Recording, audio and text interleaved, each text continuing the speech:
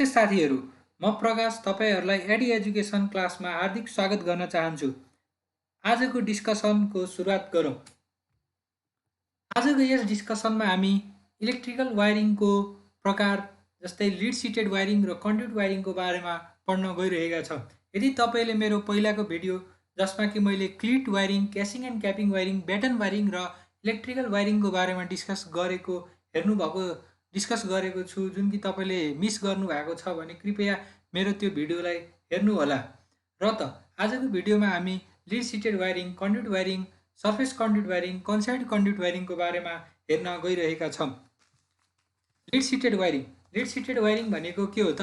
Lead seated वायरिङमा हामी लिडको प्रयोग गर्छौँ तार र केबललाई बाहिर मेकानिकल ड्यामेज, एटमोस्फेरिक चेन्जहरुबाट बचाउनका लागि। यो लिड सिटेड वायरिङमा लिड एल्युमिनियम एलोयको प्रयोग गरिन्छ, जुनमा कि 90% लिड ओकुपाई हुन्छ। एलोयमा 90% लिडले ओकुपाई गरेको हुन्छ।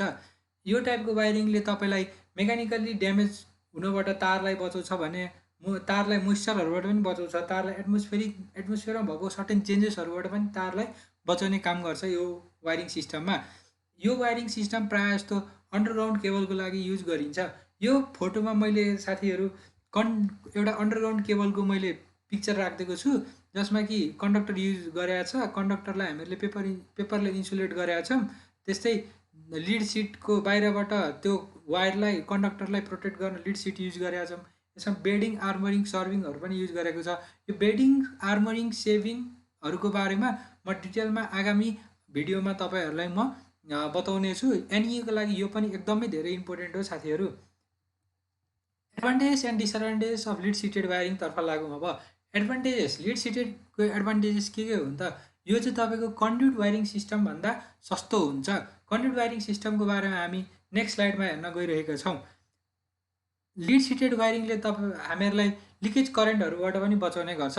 डिसएडभान्टेजेस तर्फ लागौँ। अब disadvantages of lead sheathed wiring, यो चाहिँ महँगो हुन्छ। के भन्दा क्लिट वायरिङ भन्दा, क्यासिङ एन्ड क्यापिङ वायरिङ भन्दा, ब्याटन टाइप अफ वायरिङ भन्दा। त्यसरी नै यो यस्तो ठाउँको लागि सुइटेबल हुँदैन जहाँ केमिकल कोरिजन हुन्छ। केमिकल कोरिजन भनेको तपाईहरुको के हो भन्दाखेरि chemical reaction between material and alloy. अब जाउँ तेस्रो नम्बर तर्फ। लिड सिटेड वायरिङ गर्नका लागि हामीलाई स्किल मेन पावर चाहिन्छ।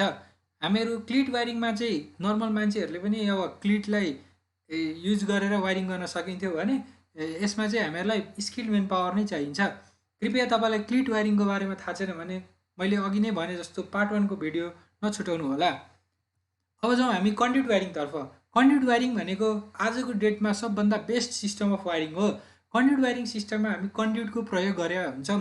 कन्ड्युटको काम के हो भन्दाखेरि यसले हाम्रो वायरलाई प्रोटेक्ट गर्नुबाट बचाउँछ भने वायरलाई कहाँदेखि कहाँ भन्नाले पाथमा पनि, वायरको पाथ पत्ता लगाउन पनि कन्ड्युटले हेल्प गर्छ।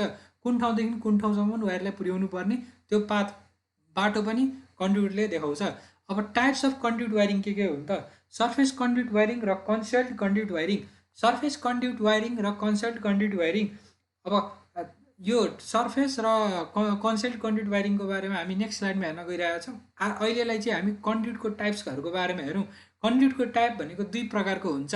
एउटा भनेको मेटालिक कन्ड्युट जुन चाहिँ स्टिलले बनिएको हुन्छ भने अर्को भनेको नन मेटालिक कन्ड्युट जुन चाहिँ हामी पीवीसीले बनेको हुन्छ। पीवीसी भनेको तपाईको पोलिभिनाइल क्लोराइड। यो भनेको सिन्थेटिक प्लास्टिक पोलिमर हो। यो पीवीसी को मैले प्रयोग अघि पनि पार्ट 1 को भिडियोहरुमा पनि धेरै पटक युज गरेको छु। कृपया त्यो भिडियो हेर्ने साथीहरुले पनि पीवीसी को फुल फर्म तथा यो प्लास्टिक पोलिमर हो भन्ने यहाँबाट हेर्न सक्नुहुनेछ। त्यसैगरी अब लागौँ साथी हामी सर्फेस कन्ड्युट वायरिङ तर्फ। सर्फेस कन्ड्युट वायरिङ भनेको तपाईको यो वायरिङ सिस्टममा हामी पीवीसी कन्ड्युटको युज गर्छौं। यो पीवीसी कन्ड्युट चाहिँ तपाईहरुले यहाँ हेरे अनुसार वाल कि त सिलिङहरुमा युज हुन्छ। अनि यसमा चाहिँ हामी यो प्लास्टिकको पीवीसी को कन्ड्युटको भित्रबाट हामी तारहरुलाई युज गरेर यसरी नै इलेक्ट्रिकल डिभाइसहरु जाँदा हुन्छ त्यहाँ हामी यहाँबाट तारहरु भित्रबाट पठाउँछौं अनि यसरी इलेक्ट्रिकल अप्लायन्सेसहरुमा कनेक्ट गर्छौं। Electrical wire are laid inside the conduit भनेको कन्ड्युटको भित्र तारहरु हुन्छ। ल त साथी अब कन्साइल्ड कन्ड्युट वायरिङ तर्फ लागौँ। कन्साइल्ड कन्ड्युट वायरिङ भनेको पनि तपाईँको काम चाहिँ त्यस्तै सर्फेस कन्ड्युट जस्तै गर्नुपर्ने हो, तर यसमा तपाईँहरू यो फोटो हेरेअनुसार भन्न सक्नुहुन्छ कि यसमा पहिला वालको त्यो ब्रिकहरूलाई हामीहरूले कट गरेर अनि त्यहाँ हामीहरूले पाइपलाई सर्फेसमा हालेर यहाँभित्रबाट अब तारहरू सेन्ड गर्छौँ, डिजाइन गर्नुपर्छ यस्तो टाइपको वायरिङको लागि। अनि कहाँ कहाँ लानु पर्ने, कुन कुन टर्मिनलमा लानुपर्ने, त्यो हामी यो पाइपको मार्फतबाट हामी तारहरूलाई वायरहरूलाई पुर्याउँछौँ। अनि अब तारहरूलाई पुर्याइसके पछाडि यो वाललाई त अब यत्तिकै छोड्नु त भएन, त्यही भएर यो वालमाथि हामी प्लास्टरिङ गर्छौँ। त्यही भएर कन्साइल्ड कन्ड्युट वायरिङ चाहिँ तपाईँहरूले वाललाई प्लास्टरिङ गर्नुभन्दा अगाडि नै गर्नुपर्छ। यसको लागि पनि हामी पिभिसी कन्ड्युटकै युज गर्छौँ।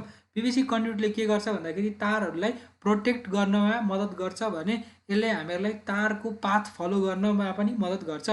अब यहाँ PVC and wires inside the conductor are not tight भनेको, सुड नट बी टाइट भनेको के हो भन्दाखेरि यो पाइपभित्र, यो कन्ड्युटभित्र हामीहरूले वायरलाई लाँदाखेरि स्पेस फ्याक्टरलाई एकदम ध्यानमा राख्नुपर्छ। वायर र कन्ड्युट यो दुइटै एकदम प्याक हुनु हुँदैन, जस अलिकति भए पनि स्पेस चाहिँ राख्नुपर्छ, जसले गर्दा हामी वायरलाई वान इन्डदेखि अर्को इन्डसम्ममा पुर्याउन मद्दत होस्। ल त साथी, अब एडभान्टेजेस एन्ड डिसएडभान्टेजेस अफ कन्ड्युट वायरिङतर्फ लागौँ। एडभान्टेजेसमा के रहेको छ भन्दाखेरि सेफेस्ट वायरिङ सिस्टम। जस्तै कि हामीहरूले हेऱ्यौँ यहाँ वालमा हामीहरूले प्लास्टरिङ पनि कन्ड्युट युज गरेका हुन्छौँ सुरुमा, त्यस पछाडि त्यो वाललाई हामीहरूले प्लास्टरिङ पनि गरेका हुन्छौँ। त्यसरी नै हामीहरूले यहाँ भन्न सक्छौँ कि यो सेफेस्ट वायरिङ सिस्टम हो कन्सियल्ड वायरिङ सिस्टम। सेफ फ्याक्टर चाहिँ अलिकति हाम्रो सर्फेस वायरिङ सिस्टममा पनि हुन्छ, त्यो त्यति सेफ हुँदैन। जस कन्सियल्ड वायरिङ सिस्टम चाहिँ एकदम मोस्ट सेफेस्ट वायरिङ सिस्टम। आजभोलिको डेटमा हामी यो कन्सियल्ड वायरिङ सिस्टम नै युज गरेको हुन्छौँ हाम्रो घरहरूतिर। अनि यसले चाहिँ मेकानिकल तार र केबललाई, कन्डक्टर्स एन्ड केबललाई मेकानिकली ड्यामेज हुनबाट बचाउँछ। यो पपुलर वायरिङ सिस्टम हो। आजको डेटमा हामी यही type of wiring system use गर्छौँ। यसले चाहिँ हाम्रो केबलहरूलाई ड्यामेज हुनबाट जोगाउँछ। यसले ह्युमिडिटी कन्डिसन, स्मोकी एरियाहरूमा पनि त्यस्तो खासै वायरहरूलाई प्रभाव पार्दैन यो टाइप अफ वायरिङ सिस्टममा। एपियरेन्स भनेको तपाईँको बाहिरी देखावट चाहिँ कन्सियल्ड वायरिङ सिस्टममा राम्रो हुन्छ, किनभनेदेखि तारहरूलाई हामीहरूले बाहिरबाट प्लास्टरिङ पनि गरिसकेका हुन्छ, प्लास्टरिङ गरे पछाडि पेन्टहरू पनि गरेको हुन्छ, इन्टेरियर डिजाइनहरू पनि गरेको हुन्छ, त्यसले गर्दाखेरि यसको एपियरेन्स पनि राम्रो हुन्छ यो वायरिङ सिस्टममा।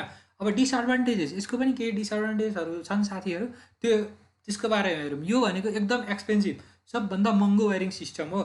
अनि यो वायरिङ सिस्टममा फल्ट पत्ता लगाउन अलिक गाह्रो हुन्छ। यो वायरिङ सिस्टम तपाईँको एकदम स्किल्ड मेन पावरले मात्रै गर्न सक्छ। यस्तो टाइपको वायरिङ सिस्टमको लागि हामीहरूले एकदम ट्रेनिङ पनि लिनुपर्छ यसको लागि। अब comparison between different wiring system, यो चाहिँ मैले एउटा चार्ट राखिदिएको छु।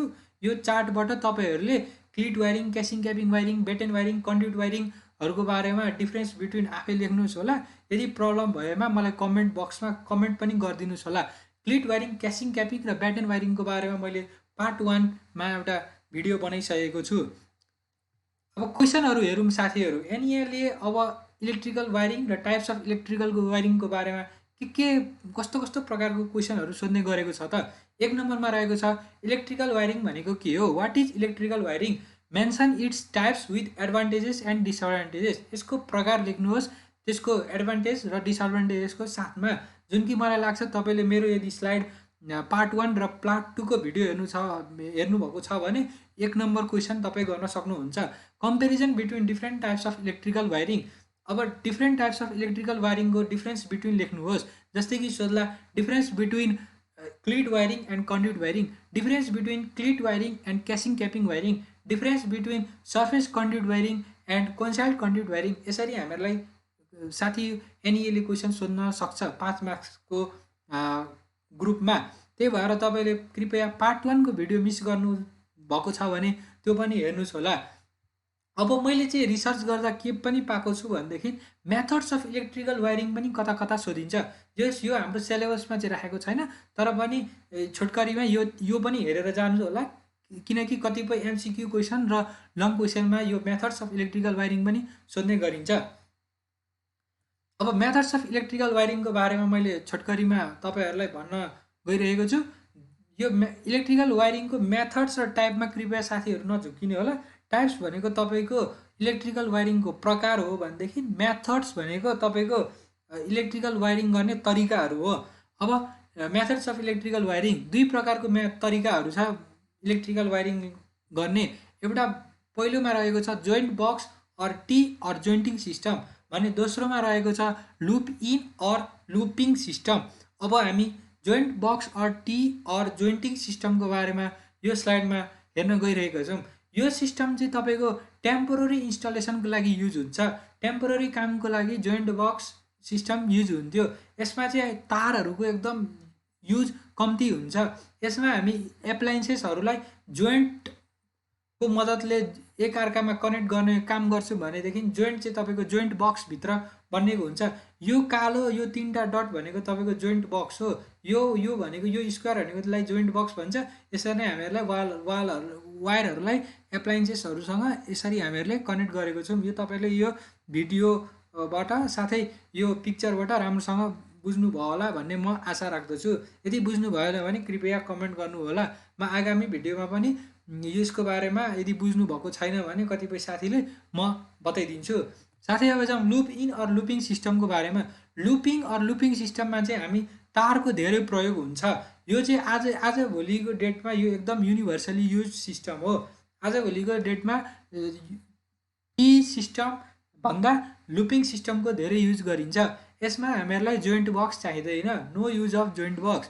अनि यसमा चाहिँ इलेक्ट्रिकल अप्लायन्सेसहरू प्यारलली कनेक्ट सबै प्यारलली कनेक्ट हुन्छ।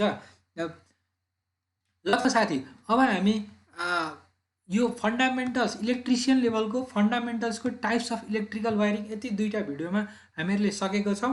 अब आगामी भिडियोमा म introduction to safety tools and devices, सुरक्षा उपकरण तथा औजारहरूको परिचय, series and parallel connection of ब्याट्रिजहरूको सिरिज तथा समानान्तर कनेक्सनको विधि, साथै म introduction to measuring units of electrical quantities, measuring इकाइहरूको बारेमा, साथै इलेक्ट्रिकल मेजरिङ डिभाइसेसहरूलाई विद्युत नापन गर्ने उपकरणहरूको बारेमा, कन्डक्टर र केबल्सको डिफरेन्स बिट्विन भिन्नता कन्डक्टर र केबलको, त्यसै 3 phase 4 wire single phase 2 wire सिस्टमहरूको बारेमा, फेज भोल्टेज फेज करेन्टहरूको बारेमा आगामी भिडियोहरूमा म तपाईँहरूलाई बताउने नै छु भन्ने विश्वासको साथ आजलाई म यो भिडियोलाई इन्ड गर्न चाहन्छु। यदि तपाईँलाई मेरो भिडियो राम्रो लाग्यो भने लाइक गर्नुहोला, कृपया कमेन्ट पनि गर्नुहोला र सेयर पनि साथीभाइहरूमा सेयर पनि गर्नुहोला।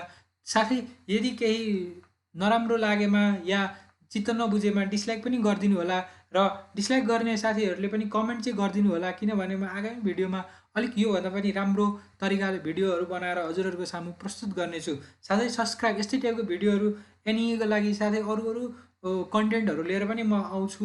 त्यस्तै भिडियोहरू हेर्नको लागि तपाईँले कृपया सब्सक्राइब पनि गरिदिनु होला, साथै बेल आइकन पनि त्यो साइडमा रहेको बेल आइकन पनि बजाइदिनु होला। थ्याङ्क यू साथी, आजको लागि यति गरौँ। धन्यवाद।